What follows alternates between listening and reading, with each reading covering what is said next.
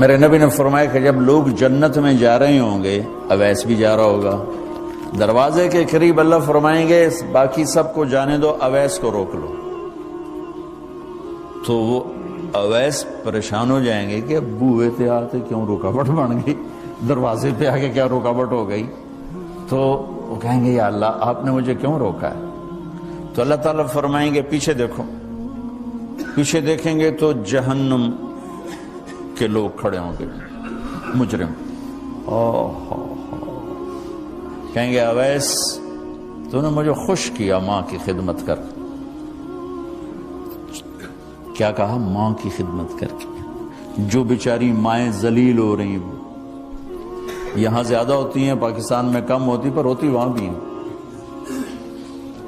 اسی سفر میں کتنی ماؤں کے اتنے پرچے آئے کہ میرا بیٹا شراب پیتا اور پھر مجھے گالیاں نکالتا۔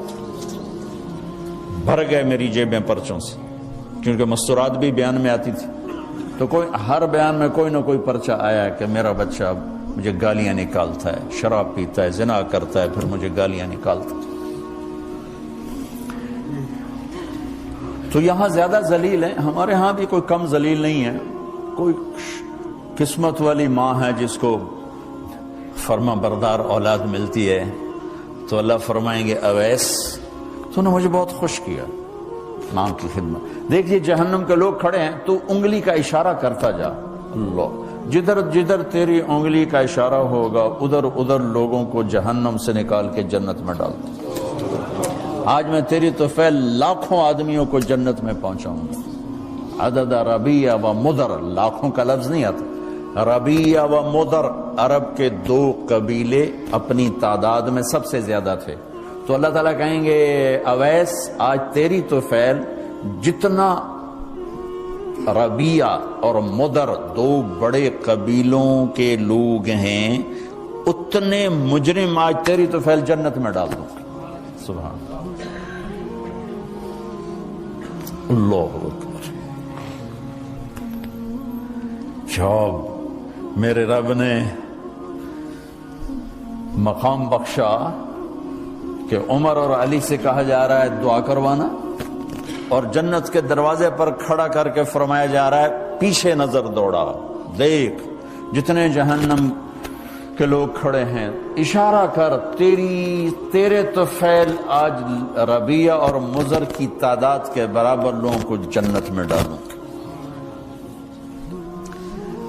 ایک اور واقعہ بھی سناتا ہوں۔ آپ نے فرمایا میں آج رات جنت میں گیا۔ ایک تو معراج ہے جو جاگتے ہوئے، خواب میں تو بہت دفعہ ہوا، آج رات میں جنت میں گیا، میں نے آواز سنی قرآن کی تلاوت۔ میں نے پوچھا یہ کون تلاوت کر رہا ہے؟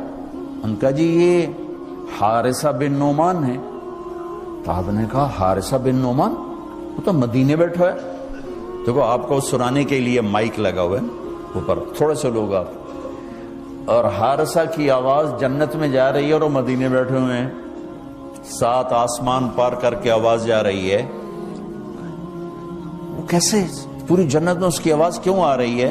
کہ یا رسول اللہ انہوں نے ماں کی ایسی خدمت کی ہے کہ اللہ تعالیٰ نے خوش ہو کر کہا ہے حارثہ جب قرآن پڑھے ساری جنت کو سناؤ، ساری جنت کو سناؤ۔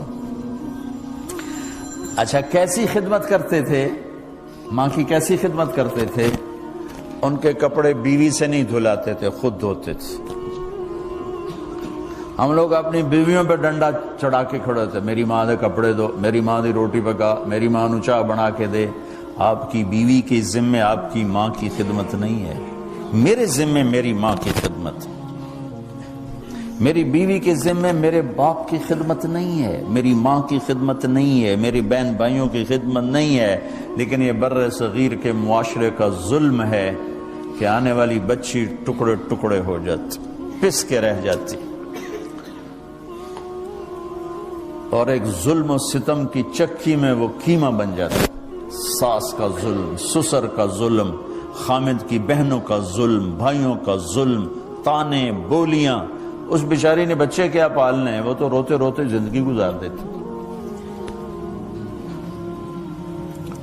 میرے ذمہ ہے ماں کی خدمت، میری بیوی کے ذمہ نہیں ہے۔ پوچھو مفتیوں سے، ماں کے لیے کیا کرتے تھے؟ سالن خود بناتے تھے، آٹا گوندتے تھے، روٹی پکاتے تھے، پھر تھالی میں پلیٹ میں رکھ کر ماں کو سامنے بٹھا کر خود کھلاتے تھے، کھلاتے بھی خود، اور ماں کو تیل لگاتے، کنگھی کرتے، جوئیں نکالتے۔ اور کبھی اماں کوئی کام کہہ دیتی اور سمجھ میں نہیں آیا تو یہ نہیں کہتے تھے ماں جی کیا جائے، اپنی بیوی کو باہر بلا کر کہتے ماں جی نے کیا کہا ہے مجھے سمجھ میں نہیں آیا۔ ایک دفعہ موسیٰ علیہ السلام نے پوچھا یا اللہ میرا جنت کا ساتھی کون ہے؟ تو موسیٰ علیہ السلام نے فرمایا فلاں قصائی تیرا جنت کا ساتھی۔ تو موسیٰ علیہ السلام تھوڑا سوچ میں پڑ گئے کہ قصائی تے موسیٰ دا جوڑ کے میں بہ گئے، فلاں مجاہد، فلاں عالم، فلاں ولی اللہ وہ تیرا جنت کا ساتھی، قصائی تیرا ساتھی۔ تو موسیٰ علیہ السلام نے پتہ پوچھا اور پہنچ گئے۔ تو وہ گوشت کی دکانوں میں ایک دکان اس کے بھی تھے، وہ بٹھا چوکڑی مار کے تو اپنا ویچی جاندہ تھے، ٹکی جاندہ ہے۔ کوئی موسیٰ علیہ السلام کو اسپیشل چیز نظر نہیں آئی۔ جب شام کو وہ چلنے لگا، جب وہ اس کا گوشت ختم ہو گیا تو اس نے ایک ٹوٹا تھیلے میں ڈالا اور چل پڑا، موسیٰ علیہ السلام بھی ساتھ چل پڑے۔ وہ گھر پہنچا تو موسیٰ علیہ السلام نے کہا میں آ جاؤں؟ کہا جی آ جاؤ۔ اس نے وہاں جا کے کیا کیا، بوٹیاں بنا کے ہانڈی چڑھا تھی، پھر آٹا نکال کے گوندھا، اس کو نرم ہونے رکھ دیا، سالن تیار کیا، پھر روٹی تیار کی، ٹرے میں رکھا۔ ایک عورت اس طرح پڑی تھی، اس کو جا کے ہلایا، ماں جی، آنکھ کھولی، ایک ہاتھ سے اٹھایا، سہارا دیا، دوسرے ہاتھ سے نوالے بنا بنا کے کھلاتا رہا، کھلاتا رہا، کھلاتا رہا۔ تو اس نے یوں سر ہلایا کہ مطلب میری بس۔ تو اس کا منہ صاف کیا اور اس کو سہارا دے کے لٹانے لگا تو کچھ بڑبڑائی۔ موسیٰ علیہ السلام ذرا فاصلے پر تھے، سن نہیں سکے کیا کہا۔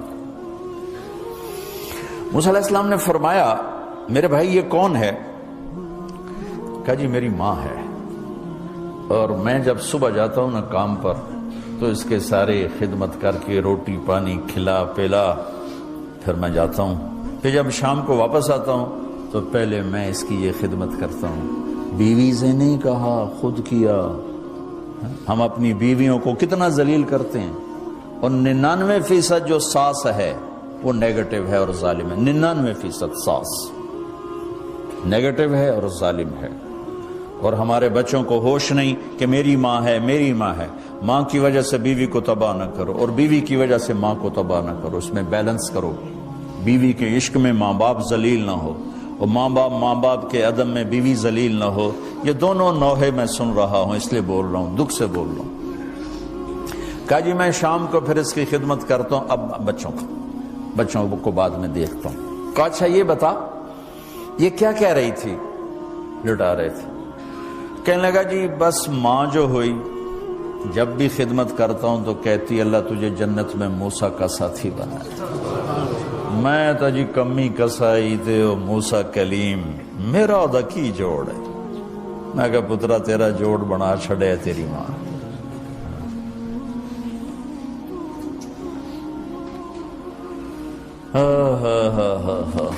ماں باپ زندہ ہیں دعا لو، فوت ہو گئے ان کی قبروں پہ جایا کرو، وہاں بیٹھ کے قرآن پڑھا کرو۔ جو بچہ پڑھے گا وہ اتنا طاقتور ہو کے ماں باپ کو لگے گا، اگر وہ فوت ہو چکے ہیں، زندہ ہیں دعا لو، مر گئے ہیں ان کے لیے ان کی قبر پہ نہیں جا سکتے ہو، یہاں کی زندگی بہت تیز ہے، کبھی تو جایا کرو، کسی ویکنڈ پہ چلے جایا کرو، کسی اتوار پہ چلے جایا کرو، کسی ہفتے کو چلے جایا کرو، مہینے بعد 2 مہینے بعد، سال میں ایک دفعہ سے، کہ یہ ان کا حق ہے، ان کا حق ہے۔ اور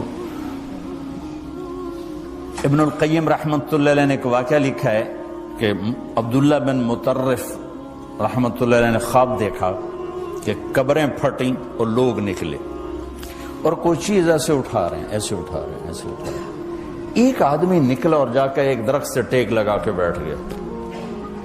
یہ اس کے پاس جا کر کہتے ہیں بھئی آپ کون لوگ ہو؟ وہ کہتے ہیں ہم ایمان والے ہیں۔ کہ یہ کیا ہو رہا ہے؟ کہ جو رشتہ دار ثواب بھیجتے ہیں یہ وہ اکٹھا کر رہے ہیں۔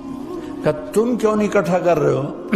کہ میرا بیٹا حافظ قرآن ہے، ایک قرآن روزانہ ختم کر کے مجھے بھیج دیتا ہے، تو میں نے پرچون دی لوڑ نہیں رہ جاندی، میرا تھوک دا کام۔ کہ تیرا بیٹا کیا کرتا ہے؟ کہ اس کی مٹھائی کی دکان ہے بازار میں۔ آنکھ کھل گئی، صبح ہوئی تو پہنچ گئے، بازار کھلا، دیکھا تو ایک نوجوان بیٹھا ہوا اور مٹھائی بیچ رہا اور ہونٹ ہل رہے ہیں۔ پہلے اس کو نہ چیک کرتے رہے، پھر اس کے پاس آئے، بیٹا تیرا نام کیا ہے؟ وہی نام تھا جو خواب میں سنا۔ یہ کیا پڑھ رہے ہو؟ کہ جو قرآن پڑھ رہا ہوں۔ کتنا پڑھتے ہو؟ ایک ختم روزانہ پڑھتے ہو۔ کیا کرتے ہو؟ کہ والد کو ایصال ثواب کرتا ہوں۔ کیا اتنی مشقت کیوں اٹھاتے ہو؟ کہ وہ میرے لیے بہت کچھ چھوڑ گیا، میں چاہتا ہوں میں بھی اس کے لیے کچھ حصہ بنتا رہوں۔ تو یہ والدین کے حقوق میں سے ہے کہ اگر وہ چلے گئے ہیں ان کے لیے ایصال ثواب